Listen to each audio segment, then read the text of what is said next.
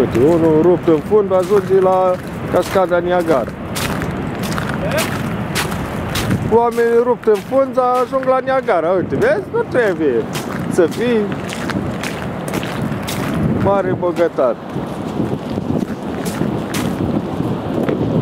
Niagara e pentru toată lumea. Noi vedem ca ciuciu pe aici.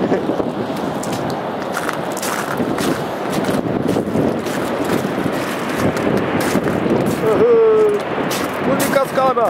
Normal pe acolo, știi? Uite, dar nu e închis acolo. Închis? Că de la apă, de aia. Tot înghețat, și atunci. Știe, uite, uite acolo care. Ce înghețate, ăia.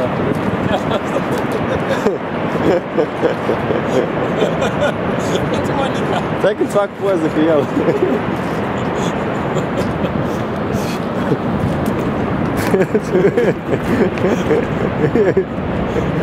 Hai că nu-ți fac poză, fac o la poză. Îți vezi fetițele? E înghețată fata. Și roșii la guriță. Și vezi cum ce e în aer? Tati.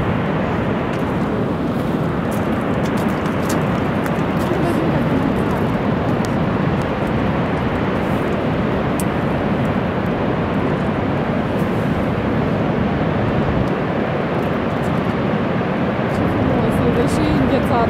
Da. Hai să fac ceva.